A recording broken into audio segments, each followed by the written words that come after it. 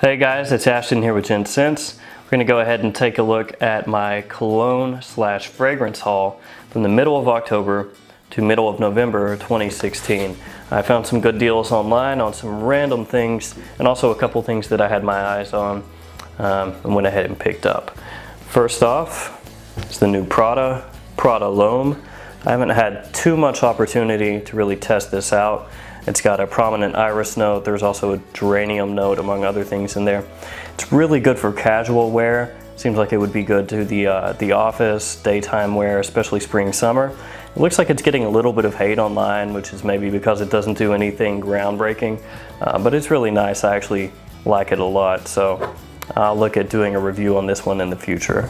Next up is Sean John 3 AM. I picked this up for, I think it was like $17 or $18.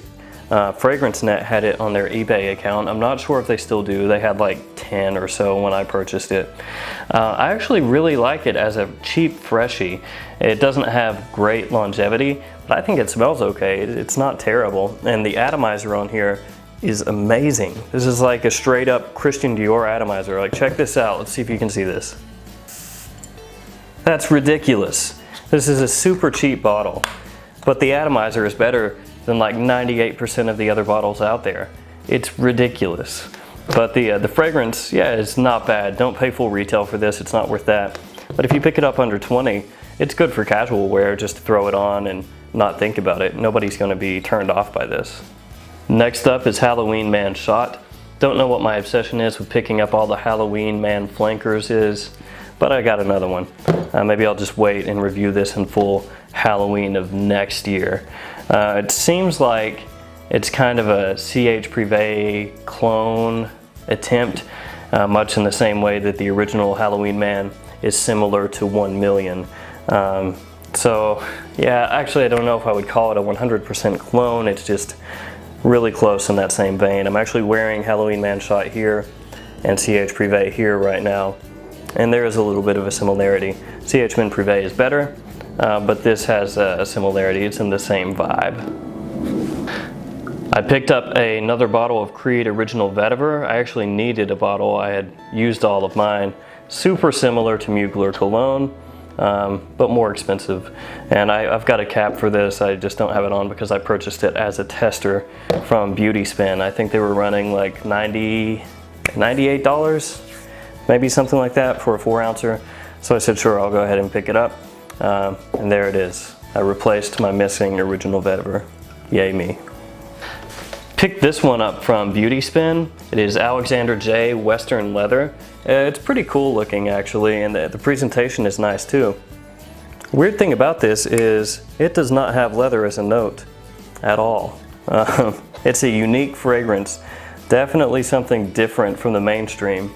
I haven't made my mind up on it, on how much I like or dislike it yet, because it's one of those ones that kind of has to grow on you.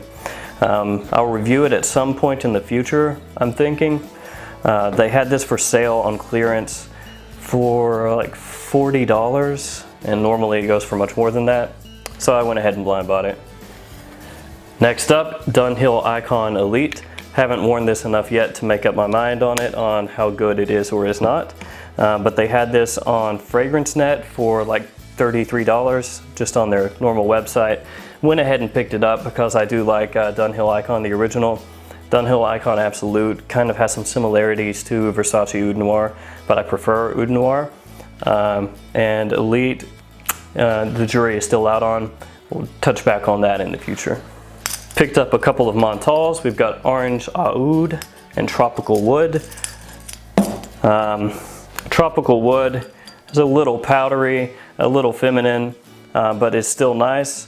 Orange Aoud was on Beauty Spin for $50 on one of their clearances. So I had to go ahead and pick it up since that's about half of what you can normally find it for already discounted. It's not super strong on the Oud, and it's one of the more wearable Montales. A lot of Montales hit you with a really screechy synthetic oud, and that turns off like 90% of the population. This one's not so bad. Picked up Atkinsons Oud Save the King. That one was also from Fragrance Net, from their used sales that they will do occasionally. And this immediately reminded me of 24 Gold. It's got a strong similarity to 24 Gold by Scent Story off the top, only it's more expensive. And then Rogba, which is super similar to 24 Gold, is even cheaper than 24 Gold. So this is like a much more expensive version of Rogba or 24 Gold. Yeah. Next up is Original Penguin Nightcap. This is Penguin's new release. It has a horrible magnetic cap, like all of the Penguin fragrances. No clue why you go with a magnetic cap that's that bad. It's pretty crappy. But the fragrance itself is pretty nice. I'll probably go into more detail in the future. Penguin makes a lot of fragrances that are inexpensive and are crowd pleasers to an extent. It's not something like Bleu de Chanel or Sauvage that you can just spray on and get compliments, you know, all over the place. But for the price, they're really versatile and pretty nice. I have 4 of them right now. So I may compare them and see which one is the best, because price-wise, they're all pretty similar. Nightcap's the most expensive because it's the newest. Next up is Ruskaya Kosa by Bordeaux. So I have another fragrance by this house that I don't like, Scorza di Sicilia. This one is a little bit better. The performance is still not good, which is unfortunate. On the box it says a cologne that performs like an eau de parfum. That's not the case. This is a leather fragrance. It said that it had cade in it, so that kind of piqued my curiosity. But there's really not much smokiness in this at all. It's leather and cardamom. It gave me like a little bit of a reminder of African Leather by Mimo. But African Leather is a better scent. It's more detailed with more nuance, much better performance, and a better smell. This one doesn't smell bad. But again, after about 2 hours, this is a skin scent completely through and through. The cardamom dies out, and then it's a really super soft leather. And it's a simple fragrance in the fact that once you spray it on, that opening is pretty much all you're gonna smell the whole way through until it dies down after an hour and a half, 2 hours, and then you're left with this super, super, super, super soft leather. Not worth $80, but better than Scorza di Sicilia. Tommy Bahama St. Kitts. It's got the same bottle shape as the Set Sail, St. Bart's and Martinique, and very cool in all of those bottles. It's a good summer/spring scent. Where it's turning winter now, I probably won't be able to test it very much, but come around spring, summer, I'm going to start testing it and put it up against maybe Martinique and Set Sail St. Bart's. See which one is the best. As of right now, I'd say St. Bart's. But St. Kitts may be pretty nice. I just have to be able to wear it, you know, out in the heat and see how it performs, how it smells, how it evolves, all that stuff. This one I had been looking for a little while. It's Carolina Herrera CH Men Central Park. It is the limited edition 2016 release. I've only worn it once, but I actually really liked it. It smelled really nice, more fresh, more bright than the original. Performance is kind of like CH Men in that it's not that great, but that was just the first time that I wore it, so more to come on this one. This is a very cool one, Winter Nights by Dasein Fragrances. Not sure if I'm spelling that correctly, but I will leave the spelling in the description. This is limited to 400 bottles, and Josh Meyer from Imaginary Authors is one of the noses on this.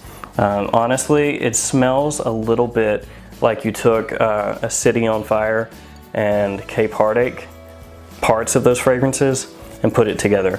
It's a really nice fragrance. I'll review it in the future because I can tell it's going to get a ton of wear this winter. And last but not least, Land of Warriors by the Vagabond Prince. This is a super manly, somewhat animalic leather. I really enjoy it. Also going to be wearing this a lot this winter.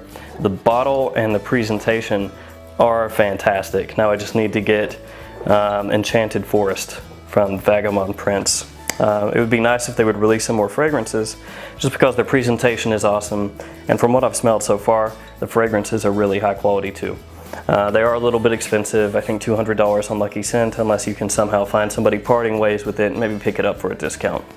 But that is my haul for the last month or so. Some of these are a little bit on the expensive side and some are on the cheaper side. But so far I'm happy with all of them. I don't really regret any of them. And I'll review a few of these in the future as well. So until next time, thank you for watching. Like, comment, subscribe, and I will see you guys next time. Goodbye.